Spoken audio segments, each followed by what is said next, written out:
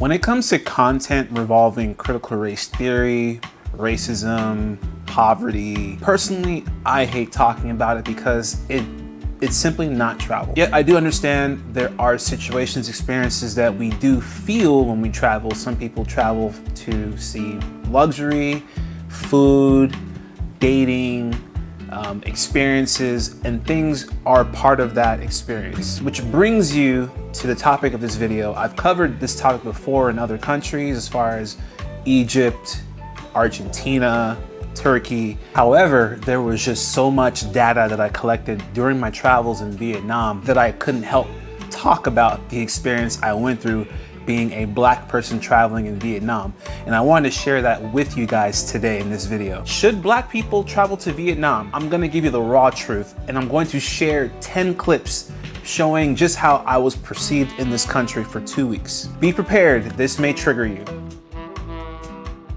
Guys, thanks for tuning in. If you haven't seen my video talking about this topic in Argentina, Egypt, Turkey, you can find those videos in the description below. Before we get started, I just want to give a little context about this trip. I took a 2-week trip to Vietnam earlier this year, which was part of a much bigger 2-month trip traveling to Asia. So I traveled to 5 countries in Asia, starting from South Korea, passing through, backpacking, all the way to the Philippines. My expectations prior to coming to Vietnam was just seeing tons of videos of creators, even travelers, couples, you know, they spoke very highly of this country, saying this is like their 7th time, their 8th time coming. So I've been to Vietnam 4 times now, and it truly is one of my top 5 favorite countries in the entire world. Spent a month here and I absolutely loved it, but there's definitely things I wish I knew before I set foot in the country of Vietnam. Da Nang, Vietnam, it's really special city. I never seen a place where you can have such an amazing lifestyle with such a small budget. So my expectations were very high based off of the reviews that I've seen. I traveled from Taiwan to Vietnam, and then from Vietnam I was there for 2 weeks, starting from Ho Chi Minh, passing all the way through, hitting up Hanoi, Sapa, Phu Quoc, and traveled to Cambodia on a bus. If you're not familiar, Vietnam is a country in Southeast Asia that borders Cambodia, and it's very close to Thailand, a little bit further up to Laos, but these are neighboring countries that are surrounding this area. And there's about 98 million people in this country. This country was also under the French regime for about 70 years. And for that reason, you can see a little bit of the French influence in this country. Also in the food, there's a popular dish. It's like a sandwich. That's one of their favorite dishes. This dish is one of the most economic meals you can buy. That's also a French influence, and you'll see all over Vietnam. Should black people visit Vietnam? You give me your final conclusion whether black people should come to this country or not. For more context around these clips, these are just clips of me traveling through the country. I didn't just stay in one area. I literally traveled through the country. So there's gonna be different groups of people looking at me, perceiving me, consuming how I look, whatever. Some will be triggering, some will be heartwarming, some will be curious. That's gonna be dependent on how you perceive it as well.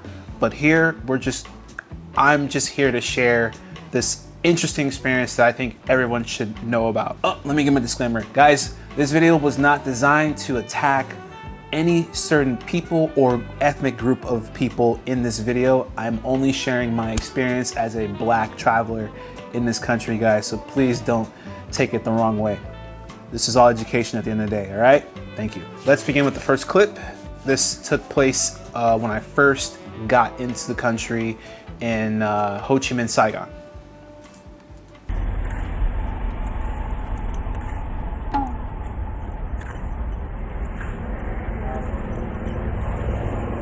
Okay, so let me just start here. I didn't even know this woman was even looking at me. I was just filming, you know, for my Instagram, just walking through the city, and I just wanted like a video of just like the buildings in the background. I had no idea that this woman even looked at me.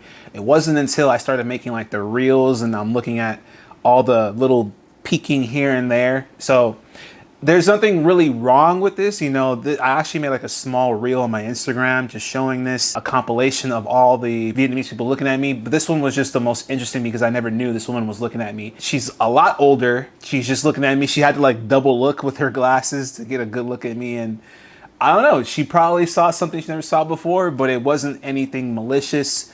It definitely came off as curious, you know, who's this young man, whatever. But it's a sweet old lady just looking at me. I just thought it was very interesting how we started off.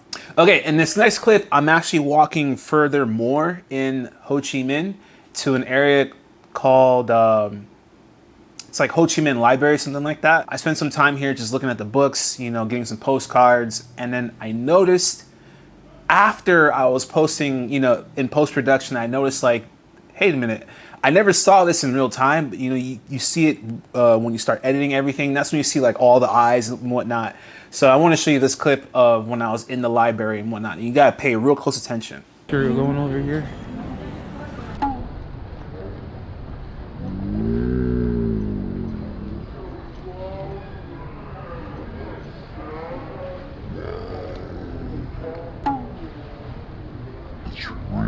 Okay, so this clip is very interesting. And again, I never saw this. I never saw their eyes looking at me in real time. I only saw this during post-production.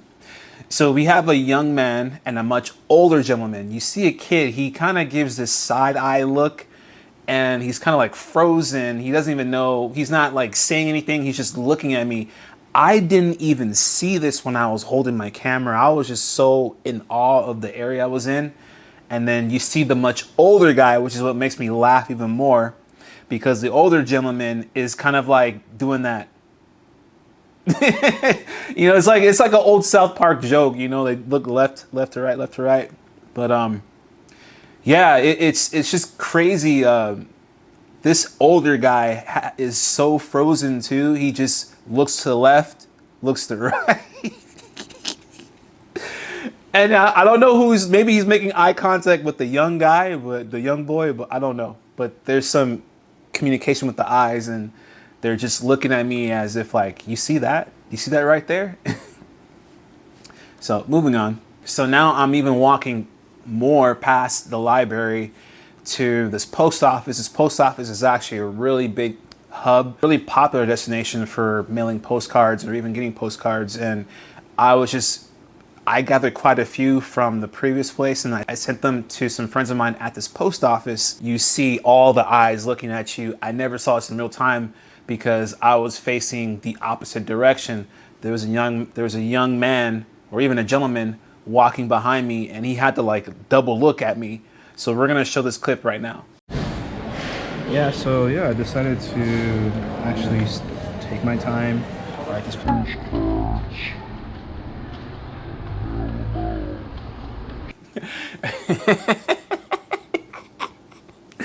Yo, the way they're looking at me in this country is wild. Imagine that. So I'm just doing my thing. I'm like writing postcards to my friends. If you got one, you know who you are.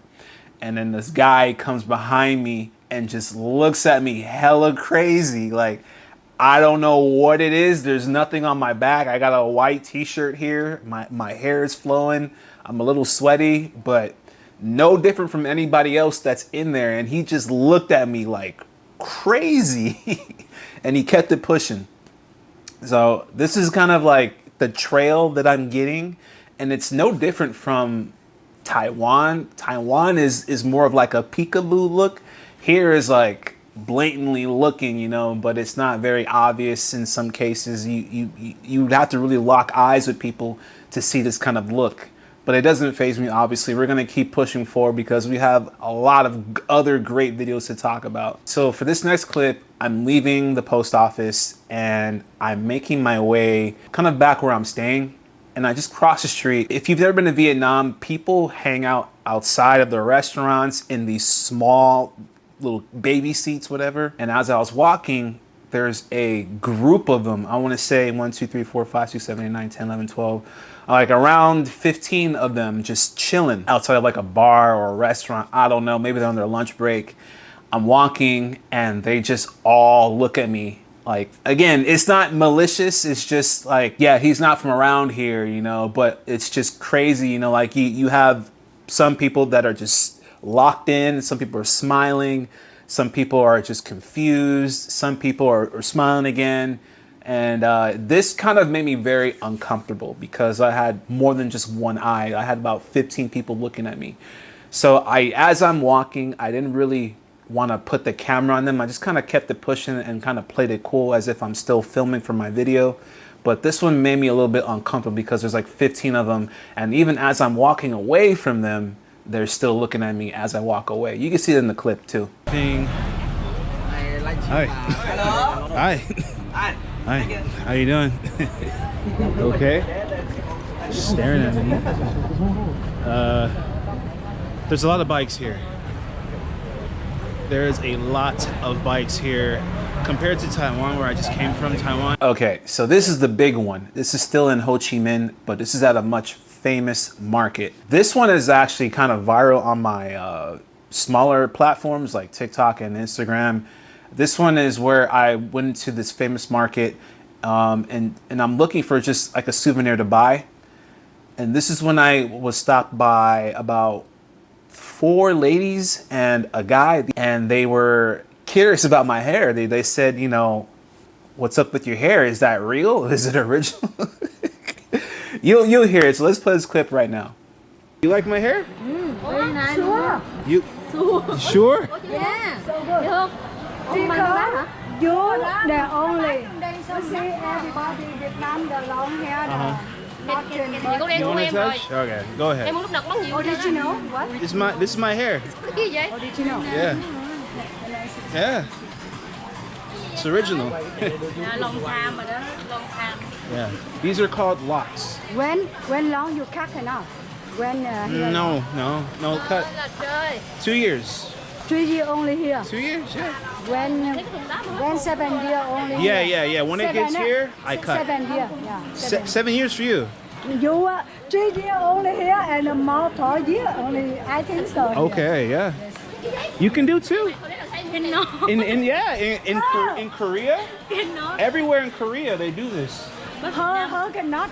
You can. It your hair look like and your face. Yeah. And yeah. You can do it too. You don't like? No, I like but I cannot. The face Why? you good. The face her you say Yeah. bánh bao. Mung bao. What is mung bao? Này, bánh bao. Mung bao. Bánh is my face so big. Yo, big face. Oh, you have a big face. Oh, I'm sorry. If you say bánh bao, bánh mì. Mung bao, mung bae. She say, you see. Mung bao, mung bae. Your face is big. So it's a big face. To sum all of that up, you can watch the entire video in the link below. I'll also tag it here somewhere on this video. Pretty much, these women are actually very famous when it comes to videos on YouTube. There's tons of popular travel creators that have run into these women, and there's millions of views for this market in particular. So shout out to those ladies. They know exactly what the game is with the market strategy. They know how to interact with people and make good customer relations. And that's why they have tons of millions of videos in this market, because of these women alone. Shout out to them. But one of them was saying, like, you know, her hair isn't like that, but her friend would want that type of hair, but it wouldn't look good because of her face is fat. She has like a very fat face, so the hair wouldn't look good.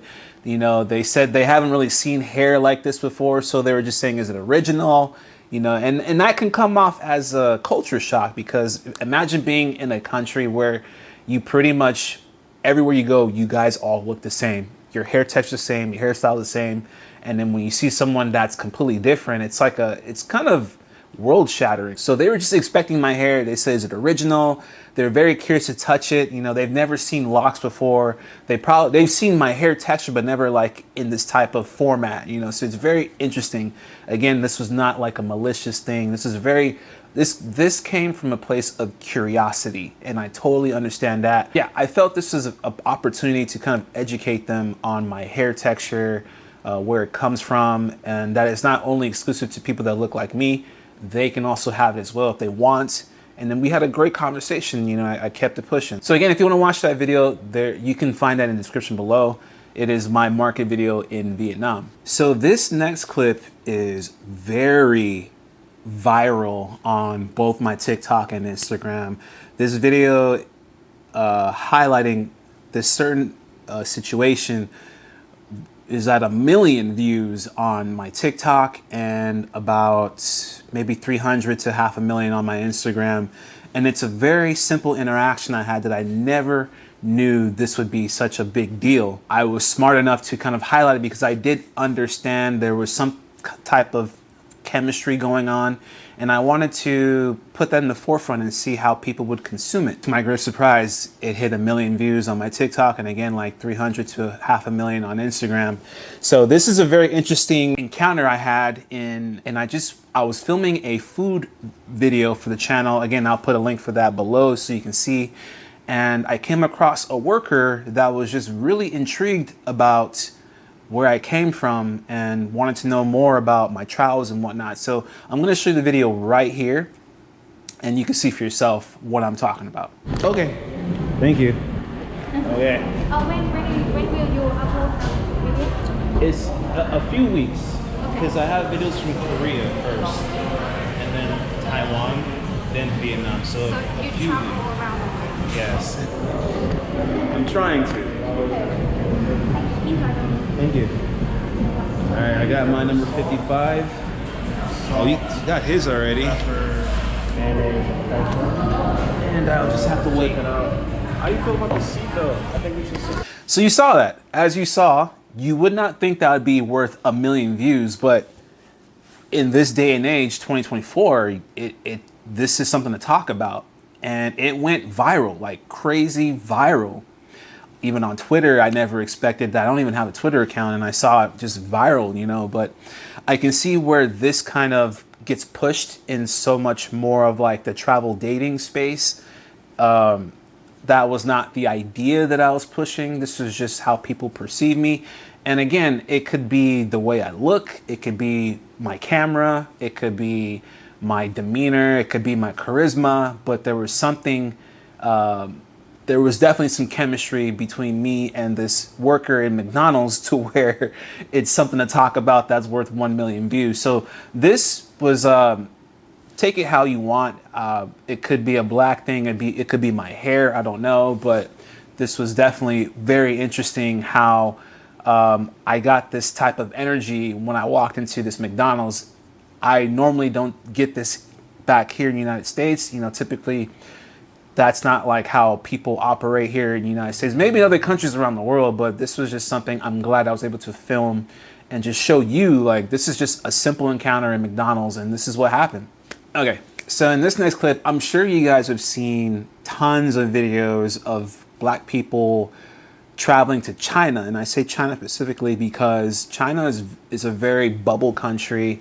And whenever you see media being shown or even content of just black people traveling this country, they're often taken pictures of as if they're like toys or celebrities or athletes or even like, you know, animals, whatever the case may be. This was the first time, I've been to China by the way, but this was the first time I've had someone come up to me and want pictures with me. So this felt like when I was in China, when people were just walking up and taking pictures of me. But the difference was in China, they're actually very rude about it. Here, this happened at a very popular tourist spot. I forget the name of the place, but it was 3 individuals that came up to me and they wanted a picture. So let me show you. Black in Vietnam. Damn. Thank you. Thank you. All right.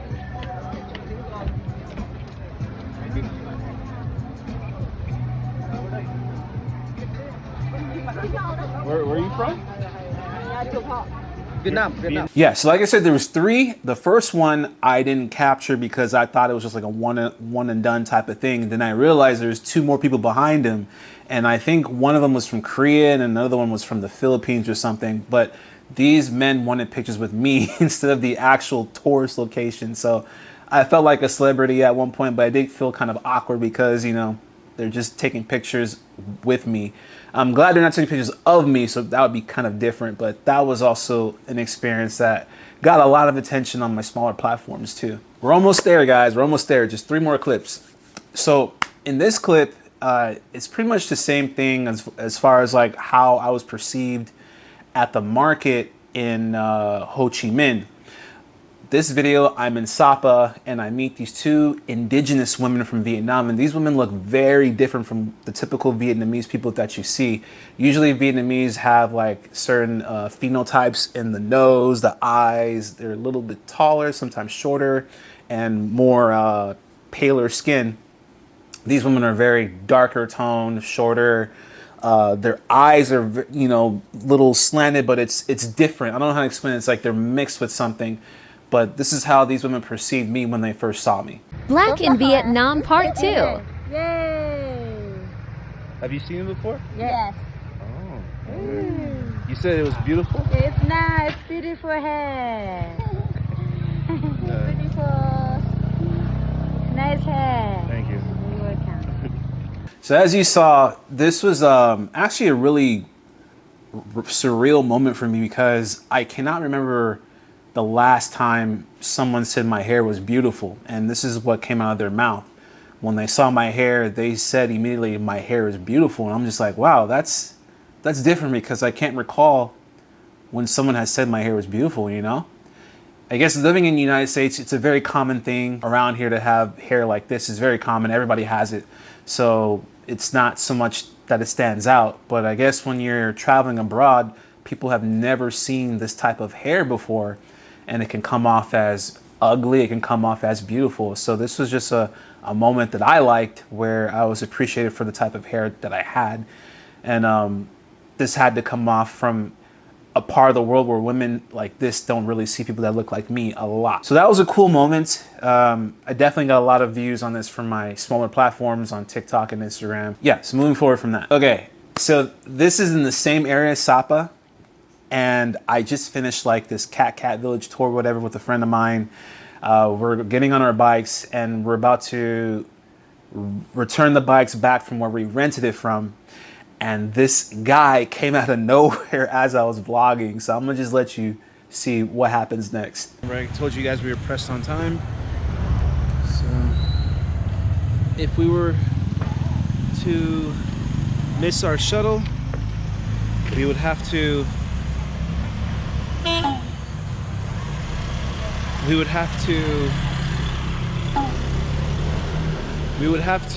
catch a personal car over there, and that's not something we want to do. Yo,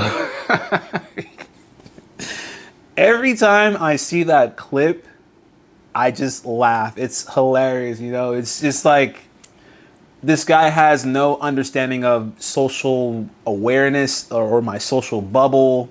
He's just there, rightfully so. It's his country, but this just showed like he has no social awareness of my space. So I don't know what the issue was. I'm not saying that it was an issue. He just came and he just started looking at me, and he has that like peekaboo, like that look. I don't know. This was just hilarious. And what's funny is as I was filming, I didn't even know he was behind me. I could feel it. I could feel it behind me that this guy was behind me. And I looked twice to see if he was there, because I looked behind the first time and I kind of gave the acknowledgement like, hey, I see you. And then I'm talking to the camera and I can still feel him behind me. And I turn back around like, hey, I still see you. And he just didn't get it. So this was like a really fun, interesting highlight that I put on my socials as well. Got a couple thousand views. This is like a really fun moment in this part of the Vietnam. All right, and this is for the last clip. Guys, if you've gotten this far, thank you so much. Don't forget to give this video a like. We're gonna talk about this last clip.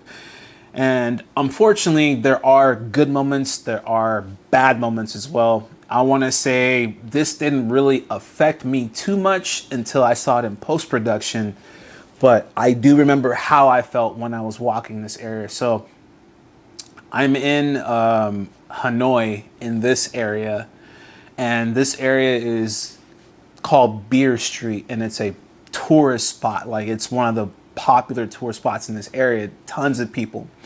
And I'm filming a $5 food challenge video, and I'm just walking through this one area to get kind of closer to some other foods that I'm looking for. This was the first time like I kind of felt unwelcomed in Vietnam, and I can tell that this area, I can tell that I'm the only one here that looks like me that's in this area. So if you look at this clip, you're gonna think that these are Americans. These are not Americans. These are people from Europe. These are Netherlands, Sweden, Dutch people that are all in this area. So I'm gonna just let the clip play for you, and then we can talk about it from there.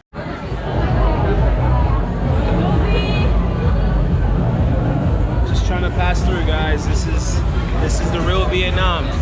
No BS. Sorry, let me get through. All right. Hi. What? America, I'll come back. Okay. I'll come back. What's going on, guys? Bam. Bam. All right. Okay. Get out of here. Yo, I'm just trying to pass through, man.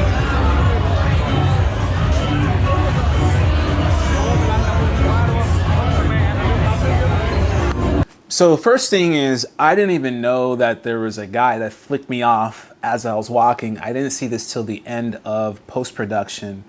I don't know if it was malicious.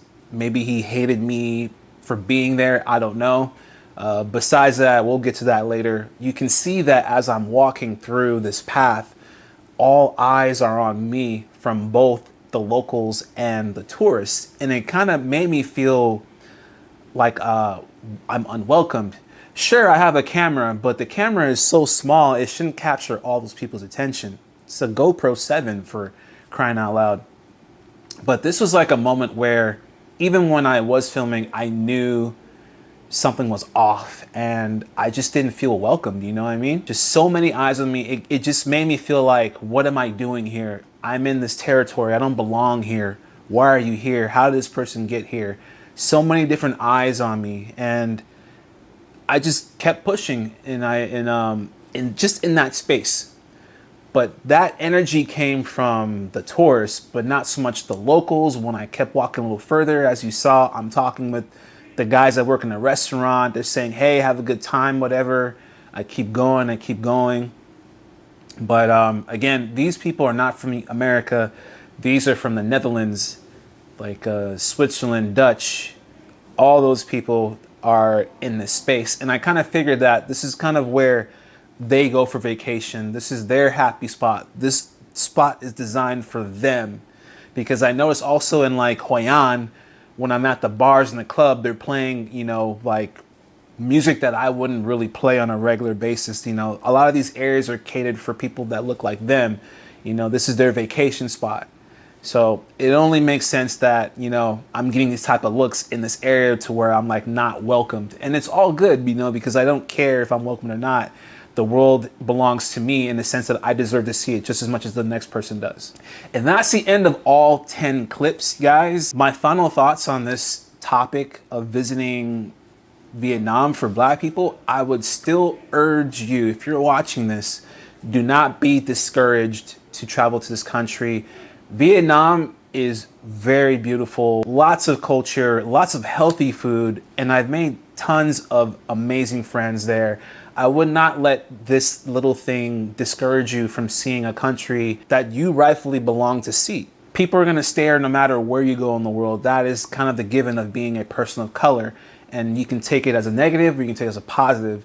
I take it as mostly a positive because it's an impact that you're making on people that have only ever seen you through the media or television or whatever the case may be. Most of these stares were never malicious, and I have to say that again. Most of these stares were never malicious.